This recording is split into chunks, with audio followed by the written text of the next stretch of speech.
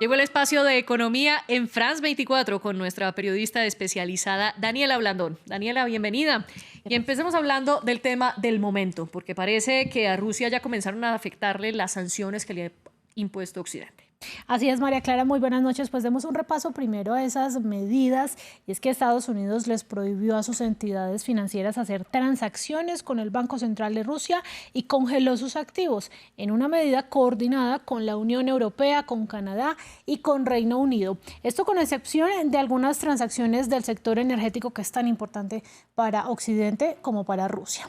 Las restricciones también se dirigen contra el Ministerio de Finanzas de Rusia y contra el Fondo Nacional de Inversión ruso, que es un fondo estatal para garantizarles las pensiones a los ciudadanos de ese país. Ahora la Casa Blanca está concentrada en redactar con sus aliados occidentales la lista de bancos rusos que van a ser excluidos del sistema de comunicación interbancario internacional, también conocido como SWIFT por sus siglas en inglés, y que aislaría aún más a la economía rusa.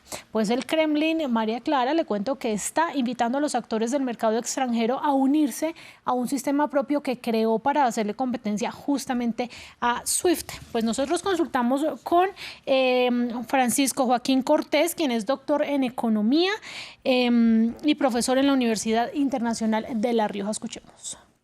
Yo creo que las medidas disuasorias que ha adoptado tanto la Unión Europea como Estados Unidos, yo creo que ya prácticamente la descontaba Putin. Es verdad que no con el alcance que están adquiriendo y que le está poniendo en jaque al sistema financiero ruso, sobre todo con el ataque contra el rublo, que ha sufrido una caída de un 30%, ya que ha tenido que rápidamente intervenir el Banco Central ruso subiendo el tipo de descuento al 20%, lo cual pone de manifiesto la dificultad económica, que ya de por sí Rusia tenía grandes dificultades económicas, pues se le ha añadido algo que, aunque estaba descontado por Rusia y por Putin, realmente el alcance no lo esperaba tanto.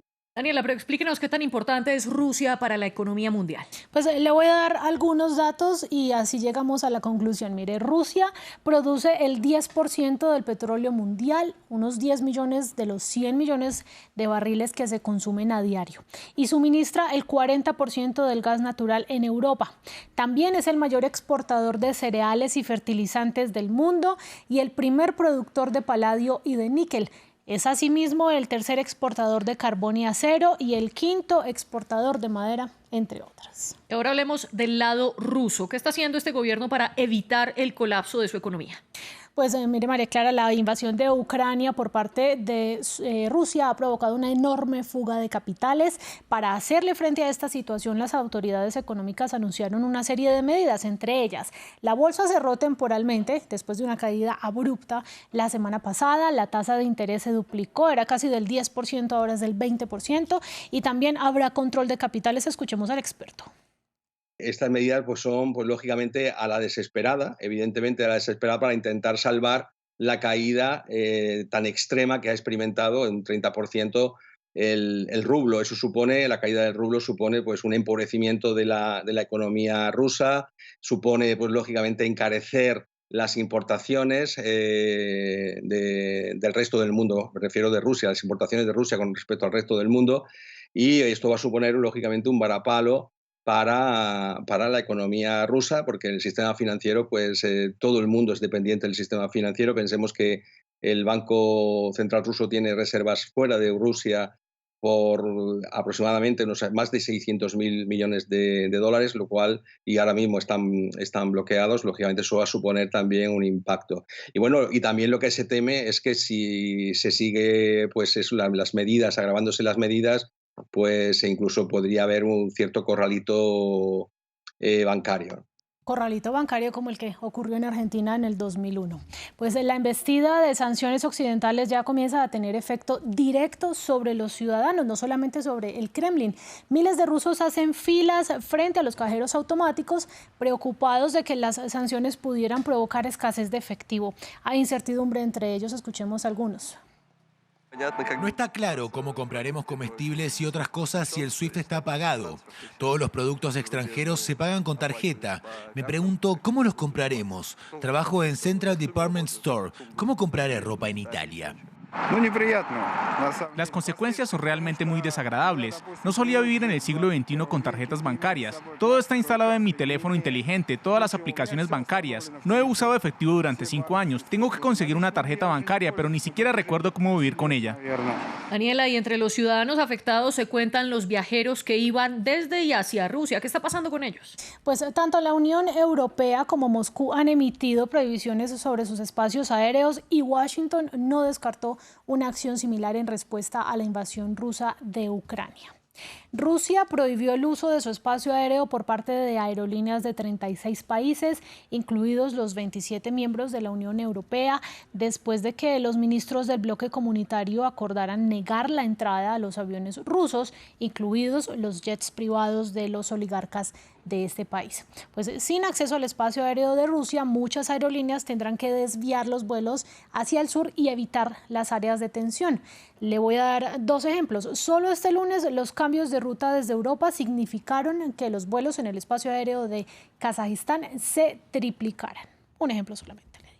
Bueno, y todas estas prohibiciones de Occidente también están afectando a las empresas privadas. ¿Qué está pasando? Pues la Comisión Europea pidió a Google y a YouTube que suspendan las cuentas de Russia Today y de Sputnik y otros medios afines al Kremlin, esto para cumplir con las sanciones que aprobó la Unión Europea, entre ellas el veto para que emitan en territorio comunitario. Continuando en el plano empresarial, ya no con prohibiciones, sino noticias de las compañías, pues la plataforma de hospedaje Airbnb dijo que ofrecerá alojamiento gratuito a corto plazo para 100.000 refugiados ucranianos, de los 500.000 que se estima ha dejado la guerra hasta el momento. La empresa ofreció su apoyo a los gobiernos de Polonia, de Rumanía, de Alemania y de Hungría para coordinar justamente estas estadías. Daniela, y cuéntanos cuáles son los indicadores del mes. Pues María Clara, obviamente están en rojo, cerraron en rojo un mes que fue bastante difícil, no solamente por esta guerra, sino también porque Estados Unidos está presto a subir las tasas de interés. Eso quiere decir pues que las consecuencias de este endurecimiento de las acciones han repercutido en los mercados financieros. Al cierre de febrero, Dow Jones cerró su segundo mes en rojo con pérdidas de más del 3%, como también lo hicieron los otros indicadores en Wall Street. Y si hablamos de fuera de Rusia, especialmente en Europa, las principales bolsas de Alemania, Francia e Italia perdieron entre el 5 y el 7% en los 28 días de febrero. Daniela, ¿y cuál es la cifra del día? Por supuesto, el precio del petróleo Brent, subió más del 3% en la jornada del lunes y pasó la barrera psicológica de los $100. Esto es un término económico. Ayer estaba en 98, hoy están $100. Estos son precios que no se veían desde hace por lo menos 7 años. En el mundo hay muchas cotizaciones de crudo, pero las 2 más importantes son el Brent, que se entrega en el Mar del Norte en Europa, y el WTI del Golfo de México. Y es que esta guerra en Ucrania ha ocasionado incertidumbre que ha hecho que el precio, que hace un mes estaba ya alto, pues siga aumentando, según muestra Bloomberg. Daniela, pero ¿por qué aumentan los precios del combustible? Pues María Clara, una de las razones principales de este repunte tiene que ver con que en la medida en que varios bancos quedaron por fuera del sistema de pagos SWIFT, se ven amenazadas las exportaciones rusas de petróleo y, como veíamos, produce un 10% del crudo mundial. Esto quiere decir que menos oferta y más demanda pues llevan los precios al alza. Y también hay otros factores. Por ejemplo, la British Petroleum decidió salir de sus inversiones en Rusia, en petróleo y gas, y este es el mayor inversionista extranjero en ese país. Hay quienes se atreven a decir que incluso el precio del petróleo puede llegar a los $115 por barril. Gracias, Daniela. Y esta crónica fue un poco más larga debido a la situación que atraviesa Ucrania. Los invitamos a que sigan conectados con nosotros para más información.